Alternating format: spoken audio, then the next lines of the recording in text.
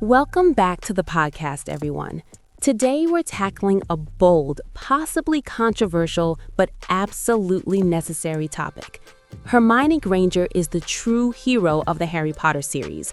Not a sidekick, not just the smart one, not simply the supportive friend who helps the real hero succeed. Hermione is the backbone of the entire narrative, the strategist, the problem solver, the ethical compass, and in many cases, the person who prevents total disaster. And beyond the fictional debate, Hermione represents a larger cultural issue in storytelling. Across literature, film, and pop culture, women's contributions are frequently undervalued, minimized, or reframed as secondary, labeled as helping rather than leading, supporting rather than saving, assisting rather than commanding. Hermione's role reflects a pattern where women carry immense responsibility while receiving less recognition than their male counterparts. This episode isn't just about Harry Potter. It's about storytelling power, gender dynamics in fiction, and why we need to rethink who we call a hero. And I'm here to bring some balance to that argument. Hermione is undeniably brilliant, brave, morally driven, and essential to the story's success. There's no question that without her intelligence and preparation, many of the trio's victories would never happen. However, I think calling her the sole or even primary hero oversimplifies the structure of the series. Harry's journey, his trauma, his courage, his destiny, and his willingness to sacrifice himself is central to the story's emotional and narrative core. Ron, meanwhile, provides loyalty, grounding, cultural insight into the wizarding world, and emotional support that stabilizes the group in moments of crisis. The Harry Potter saga is built on collaboration. It's not a solo triumph, it's a team effort. So, while Hermione deserves enormous credit, I think the real story is about shared heroism rather than replacing one hero with another. But here's the problem. When men lead, they're called heroes. When women save the day, they're called helpers. When men charge into danger, it's seen as bravery. When women plan to prevent danger, it's seen as nagging, overthinking, or simply being the smart one. Hermione's contributions consistently save lives, drive the plot forward, and solve critical problems that no one else could solve in time. Yet in fan discussions, memes, and cultural memory, she's often overshadowed by Harry's dramatic moments or Ron's humor. Today, we're unpacking why Hermione deserves the hero title, not just within the story itself, but in the broader cultural sense of how we define leadership, intelligence, sacrifice, and impact. Before we jump deeper, we should define what we mean by the word hero.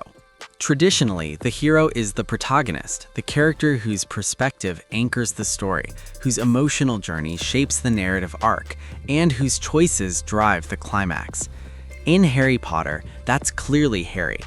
The books begin with his survival, follow his growth, and conclude with his confrontation with Voldemort.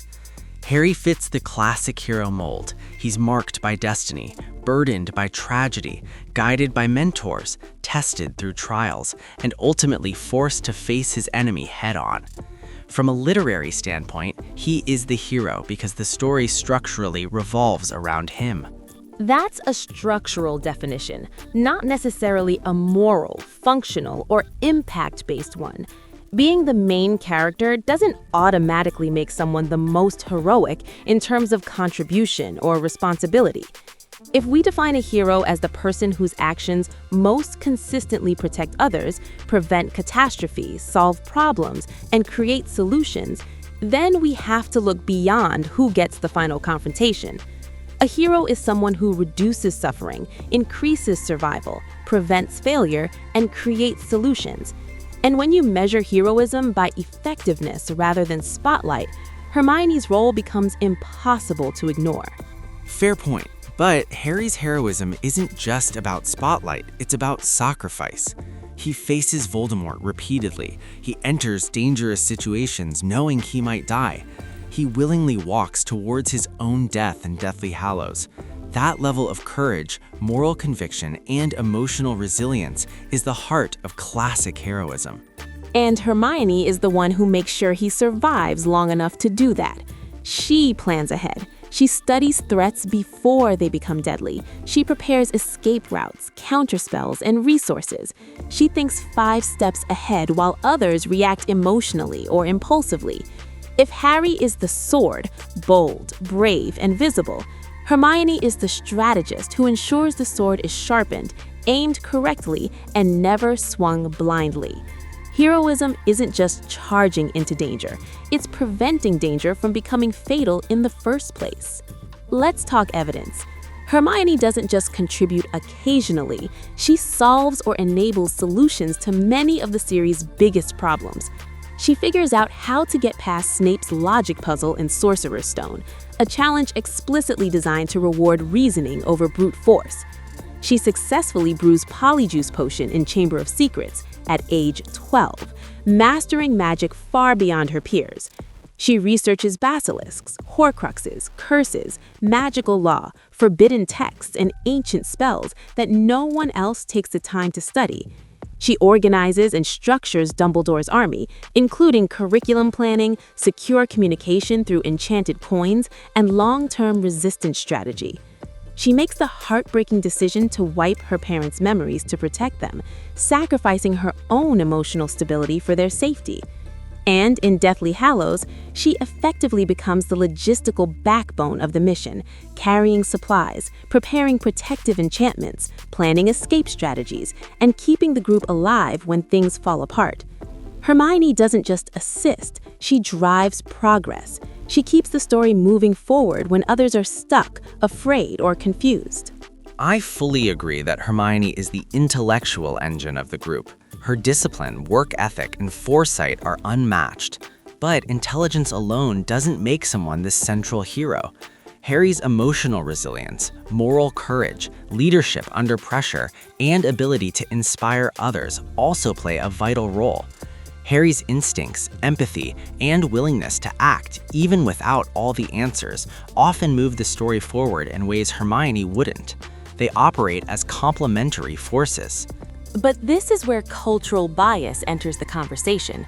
Women in fiction are often allowed to be intelligent, but not credited as heroic because their heroism looks like planning, organizing, researching, and problem-solving, rather than fighting, shouting, or charging into battle. We tend to celebrate visible, dramatic acts, usually performed by male characters, while undervaluing invisible labor, which is frequently assigned to female characters. Hermione's work saves lives quietly, methodically, and consistently, and that quiet competence is exactly why it gets overlooked. Hermione reflects a real-world pattern. Women performing crucial intellectual, emotional, and logistical labor, while men receive narrative credit for the final victory. She organizes the group's plans, she researches critical magical knowledge, she anticipates threats before they happen, she solves problems in real time, she prevents failure repeatedly, often before anyone realizes how close they came to disaster. But because Harry delivers the final blow in the climactic moments, cultural memory assigns him the hero label. This mirrors real life. Women often build the foundation of success in workplaces, families, activism, and education, while men receive the recognition. Hermione becomes a symbolic example of how competence can be normalized, taken for granted, and overshadowed. Or it mirrors teamwork rather than gender bias. Stories often distribute strengths across characters to create balance. Hermione excels at logic and preparation. Harry excels at courage and instinct. Ron excels at emotional grounding, loyalty, and insight into the wizarding world. Each contributes something essential. It may not be about undervaluing women, it may simply be about representing different forms of heroism within a team. Yet fandom culture often praises Ron's jokes more than Hermione's genius. Humor is celebrated, recklessness is romanticized, but discipline, intelligence, and preparation, especially when embodied by a female character, are treated as expected rather than extraordinary. If Hermione were male, he'd likely be hailed as the mastermind hero, the tactical genius behind every victory. Instead, she's often framed as bossy, overbearing, or merely the smart one. That framing reveals more about cultural bias than narrative necessity. Let's list moments where Hermione directly saves lives or prevents disaster, not hypothetically, but concretely. She solves Snape's logic puzzle, allowing progress past one of the Sorcerer's Stone's protective challenges. She identifies the basilisk threat and attempts to warn others before she's petrified. She rescues Harry and Ron from Devil's Snare, demonstrating quick thinking under pressure. She protects Harry from Umbridge's oppressive regime by helping organize resistance through Dumbledore's army. She saves Ron's life multiple times, both through magic and emotional grounding.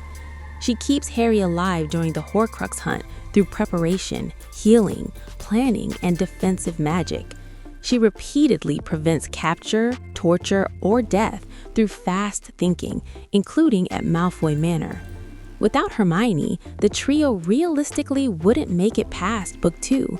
The narrative stakes repeatedly depend on her competence. But without Harry, Voldemort wouldn't be defeated. Hermione herself acknowledges that she relies on Harry's courage and his unique connection to Voldemort. His role isn't replaceable. And Harry relies on Hermione's competence just as deeply. The difference is narrative framing.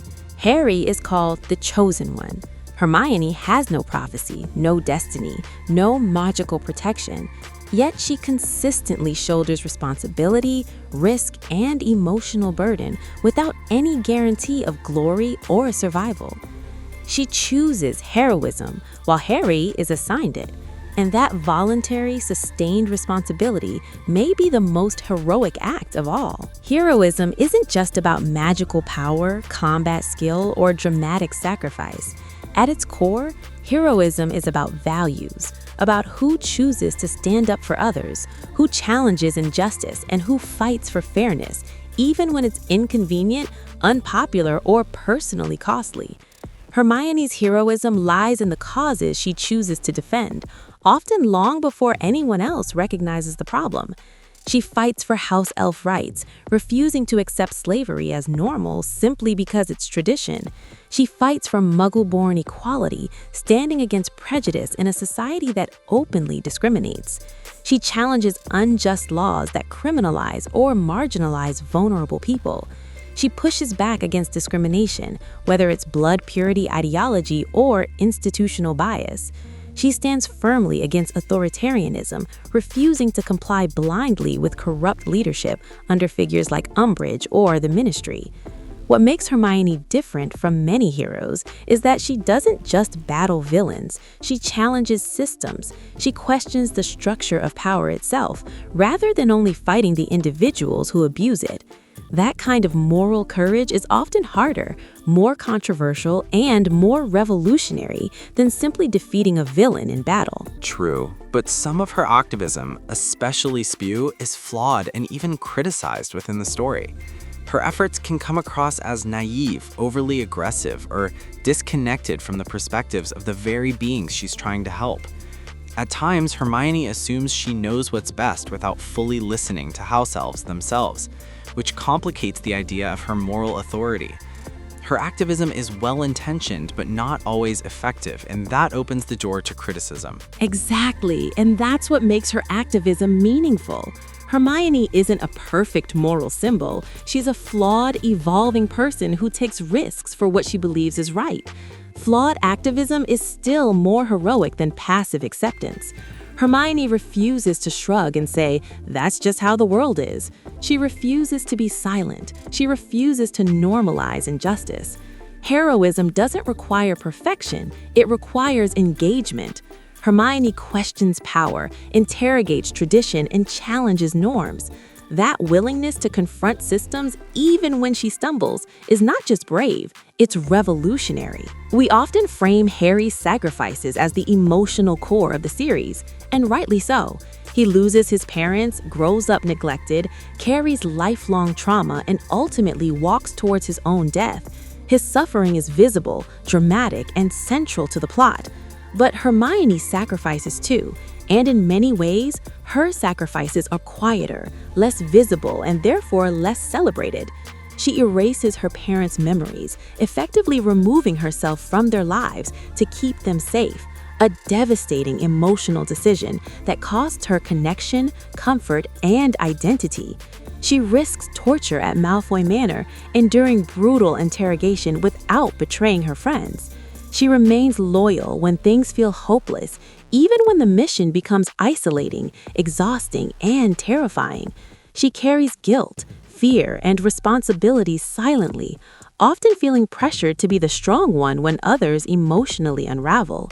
She bears emotional burdens without prophecy, destiny, or fame, meaning no one tells her she's meant for this. She chooses it. Hermione doesn't just endure suffering. She chooses to shoulder responsibility. She chooses to stay. She chooses to carry others when they falter. That emotional resilience is a form of heroism rarely given the spotlight. That's undeniably powerful, but Harry's burden is uniquely heavy. He doesn't just suffer emotionally, he grows up as a literal target, hunted from infancy, shaped by a destiny he never asked for. The weight of being the chosen one is psychologically crushing in a way Hermione never fully experiences. His role is tied to fate, legacy, and survival on a global scale. His pain is structural to the story itself. And that's precisely the difference. Harry is burdened by destiny. Hermione volunteers.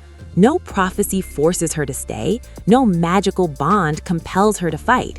No ancient spell declares her responsible. She chooses danger. She chooses responsibility. She chooses sacrifice. That voluntary commitment, stepping into risk without being chosen, is one of the purest forms of heroism imaginable. Hermione's undervaluation fits into a broader pattern in fiction and culture. Across media, women's leadership is often reframed in negative or minimizing terms. Women get labeled bossy instead of decisive. Women get labeled nagging instead of strategic. Women get labeled controlling instead of organized. Women get labeled supporting characters instead of leaders. Hermione experiences this exact treatment. When she insists on logic, preparation, and discipline, she's often described as annoying, uptight, or overbearing. Harry, meanwhile, is praised as brave when he ignores logic, rushes into danger, or makes impulsive decisions. The same behavior that earns Hermione criticism earns Harry admiration. That's not a narrative necessity, that's a gender bias shaping how audiences interpret competence, authority, and intelligence. Or it could simply be reader preference. Some people connect more strongly with Harry's emotional arc, his vulnerability, his grief, his anger, and his growth. Readers often gravitate towards characters who feel emotionally raw or relatable, rather than those who seem consistently competent. Hermione's confidence and capability can sometimes make her feel less relatable to certain readers, even if she's objectively impressive. But that's exactly the issue. Emotional struggle is often celebrated as heroic, while intellectual labor, researching, planning, problem-solving, is treated as background work. Harry's emotional journey is framed as epic. Hermione's intellectual journey is framed as expected. Yet without her research, preparation, foresight, and discipline, the emotional journey wouldn't even reach a conclusion. The imbalance isn't about relatability, it's about whose contributions we culturally choose to glorify. Let's be honest, Harry defeats Voldemort. That's the climax of the entire series. The final victory, the emotional payoff, hinges on Harry's confrontation, his choices, and his willingness to sacrifice himself. From a narrative standpoint, he is the face of victory. The final duel is his responsibility, and the world is saved because of his actions. And Hermione makes that victory possible at every step leading up to it. She helps uncover Horcrux information, digging through books, legends, and magical theory to understand Voldemort's immortality. She keeps supplies and prepares survival strategies, ensuring the trio can endure long-term danger. She protects Harry repeatedly, shielding him from spells, capture, and fatal mistakes. She decodes magical knowledge that Harry wouldn't have the patience or training to interpret. She prevents the mission from collapsing, emotionally stabilizing the group when frustration, fear, or hopelessness threatens to tear it apart. Harry fights the final battle, but Hermione builds the road that leads him there. If Harry is the warrior, Hermione is the general. If Harry is the fighter, Hermione is the architect of victory. If Harry is the face of success, Hermione is the reason success is possible.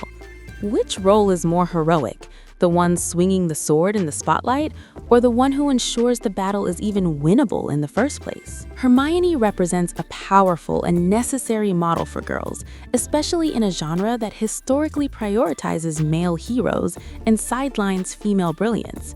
She represents girls who are smart, not in a watered-down way, but unapologetically intelligent, academically driven, and intellectually curious. Ambitious, determined to succeed, to improve herself, and to make the world more just.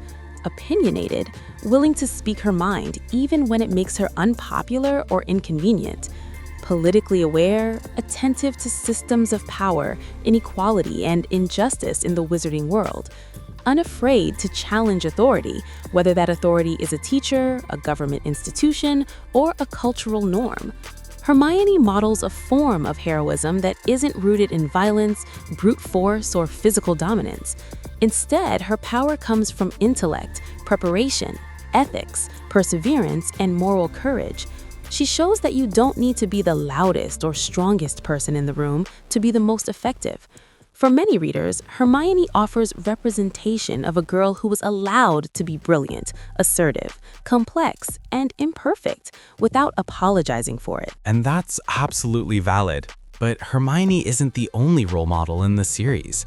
Harry models resilience, emotional endurance, and the ability to survive deep trauma while still choosing compassion. Ron models loyalty, humor, and the courage to stand beside friends even when he feels insecure or overshadowed. The trio works precisely because they embody different strengths. Each of them represents a different kind of growth, and together they form a balanced picture of teamwork and friendship. Yes, but Hermione models leadership in a genre that rarely allows women to lead without facing backlash, criticism, or negative labeling. She takes initiative, she organizes plans, she pushes the group forward, she makes hard decisions. And instead of being celebrated as a strong leader, she's often criticized for being bossy, controlling, or overly intense. Male leaders in fiction are praised for decisiveness. Hermione is punished for the same trait. Her role as a leader is important, not just within the story, but as a cultural statement about how female authority is perceived. Notice how pop culture and fandom often treat Hermione's contributions. People celebrate Harry's bravery, framing him as the emotional heart and ultimate hero. People adore Ron's humor, highlighting his comedic timing, relatability, and underdog energy. But Hermione's brilliance is frequently taken for granted, treated as a given rather than a triumph. Her intelligence becomes expected, her preparedness becomes normal, her competence becomes invisible. When Hermione succeeds, it's rarely treated as extraordinary. It's just assumed she should succeed. That's the burden placed on highly competent women. Their excellence becomes normalized instead of applauded. Or it could simply be that Hermione's success feels steady and consistent, rather than dramatic or flashy. Harry's victories often come in high-stakes, cinematic moments. Ron's best scenes often involve emotional conflict or humor. Hermione's strengths, by contrast, operate quietly and methodically, which may make them feel less exciting to some fans. But that reaction itself reflects cultural bias. Drama is rewarded, recklessness is romanticized, emotional explosions are celebrated. Meanwhile, diligence, preparation, foresight, and discipline, traits often culturally associated with women, are undervalued. Hermione's heroism is procedural. It doesn't always look thrilling, but it's what keeps the mission alive. And when audiences fail to celebrate that, it reveals a deeper societal preference for spectacle over substance. If Harry Potter were reframed honestly, not by prophecy, marketing, or protagonist bias, but actual contribution, it could easily be titled Hermione Granger and the Survival of Two Boys Who Would Have Died Without Her. She functions as the researcher, uncovering forbidden knowledge, ancient magic, and hidden truths. The planner, structuring missions, preparing contingencies, and anticipating consequences. The strategist, thinking tactically about danger, enemies, and long-term survival. the moral compass, reminding the group of their values, responsibilities, and ethics. The stabilizer, keeping the group emotionally grounded during moments of despair. The intellectual powerhouse, translating complex magical theory into actionable solutions. Harry may be the face of the story, but Hermione is the engine that keeps it running. That reframing is clever, but it risks overstating Hermione's role while understating Harry and Ron's growth, courage, and contribution. Harry takes extraordinary risks, shoulders immense emotional burdens, and repeatedly puts himself in harm's way. Ron confronts insecurity, fear, and self-doubt to stand by his friends when it matters most. They aren't passive passengers in Hermione's story.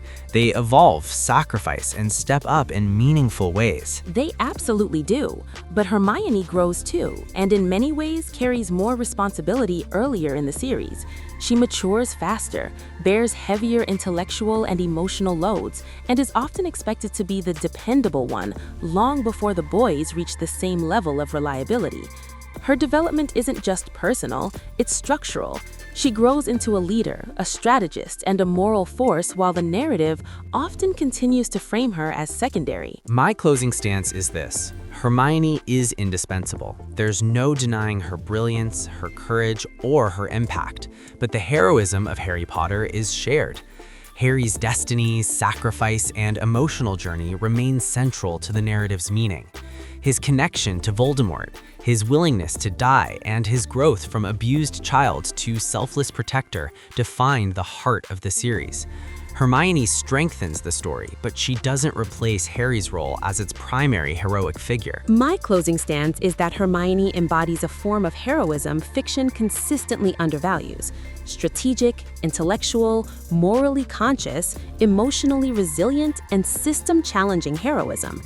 If we judged heroism by impact rather than spotlight, by consistency rather than destiny, by prevention of failure rather than dramatic final blows, Hermione would stand at the top. She saves lives, she sustains missions, she challenges injustice, she builds solutions, she carries burdens without prophecy or applause. And that kind of heroism deserves recognition. Hermione Granger isn't just the smartest witch of her age. She is the reason the hero survives. She is the reason the mission succeeds. She is the reason plans hold together when everything else is falling apart. She represents countless women in fiction and in real life whose brilliance, labor, discipline, and courage make success possible, while others receive the credit. Hermione stands for the unseen strategist, the underestimated leader, the quiet force behind visible triumph. Her story challenges us to rethink what heroism looks like and who deserves the title of hero. And yet, Hermione's brilliance shines brightest because it exists alongside Harry's courage and Ron's loyalty. The trio's strength lies in their interdependence, their ability to balance intellect, courage, humor, compassion, and resilience.